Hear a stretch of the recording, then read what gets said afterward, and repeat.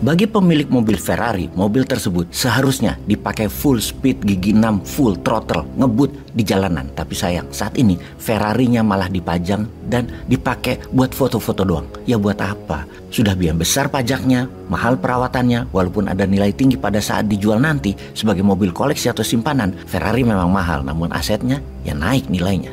Kita ke Indonesia sekarang.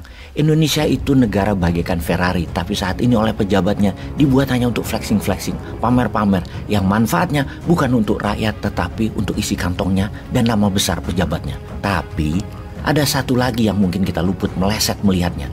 Sebenarnya pejabat itu tidak tahu kalau Indonesia itu Ferrari.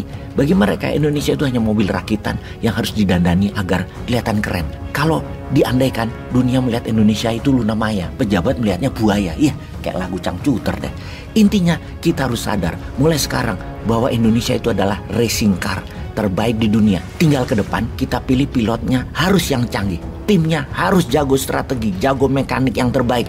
Riset developmentnya, dananya juga tidak terbatas. Idenya semua untuk kesempurnaan dan pilotnya memang berani dan mahir. Sekali lagi kita ingatkan, jangan fokus pada pilotnya saja di tahun 2024. Lihat tim di sekitarnya, siapa calon menterinya misalnya. Dilihat dari dengan siapa dia nongkrong, itu pasti nanti jadi pembantunya, jadi menteri-menterinya. Lalu lihat siapa-siapa yang mendukung para votersnya. Juga lihat siapa sponsornya yang nempel di baju pilot dan di body racing car-nya itu. Yang mendukung itu semua adalah para mekanik, R&D, manajemen racing, dan sponsor Indonesia nantinya. Hati-hati, sekali lagi hati-hati.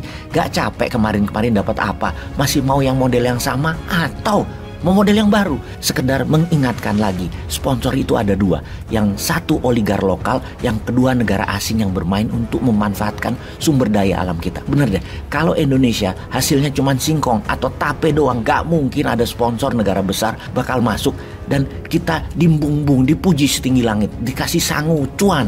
Sponsor asing itu gak butuh kebanyakan singkong. Mereka butuh nikel, butuh minyak bumi Indonesia, butuh batu bara dan sumber alam lainnya. Itu sponsor asing. Pasti masuk di belakang calon pilot tahun 2024. Asing yang masuk itu karena ada kebutuhan dasar di dalam negeri mereka masing-masing. Untuk itu yang terbaik adalah main sama pilot-pilot negara yang bersumber daya, yang mana hasilnya diperlukan buat negara asing tadi. Saat ini negara yang paling agresif adalah Tiongkok dan Amerika. Dulu hanya Amerika, sekarang tambah satu lagi. Untuk itu kita harus pelajari mereka.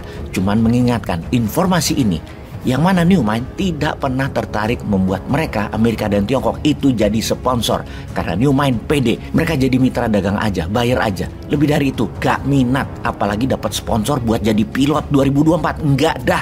Sejak skandal Evergrande properti senilai 300 billion dolar, skandal keuangan penipuan bank bernilai 100 billion dolar. Oke sahabat, sebentar ya, biar paham 400 billion dolar itu berapa? 400 billion dolar itu 2 kali APBN Indonesia tuh, yang sekitar 2.500 dolar rupiah per tahunnya. Wis kebayang yo, kita lanjut cerita dalam negerinya Tiongkok.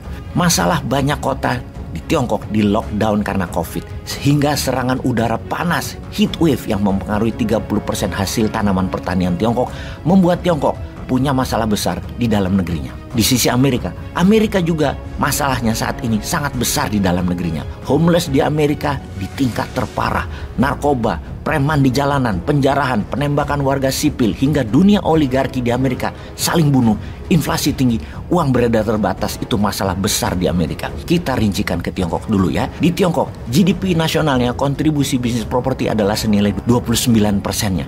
Ini sebuah nilai yang terlalu besar, overproduksi. Seharusnya membuat properti harganya murah. Namun anomali, di Tiongkok itu, properti Tiongkok harganya 2 kali harga di Amerika. Mahal sekali harganya. Sehingga banyak yang tidak mampu beli karena dibangun propertinya kelas-kelas atas. Pembangunan rumah tinggal overproduction, tidak punya pembeli. Kelebihan sampai 50 juta unit rumah, apartemen, dan kondominium. Ini bikin runyam ekonomi yang untuk pertama kalinya produksi Tiongkok turun ke titik terendah. Sektor produksi di Tiongkok menurun kebutuhannya sehingga turun produksinya, terbukti yang berimbas permintaan akan BBM menurun. Negara Tiongkok adalah negara terbesar pengimpor migas di dunia ini. Inilah yang mengakibatkan harga turun kembali ke 70 dolar crude oil tapi bergerak naik lagi. Dan selalu harga tersebut sangat bergantung pada kebutuhan Tiongkok. Walau kita tahu minyak dunia turun, oke, ini yang aneh. Di Indonesia kebijakannya malah menaikkan BBM karena tidak kuat subsidi.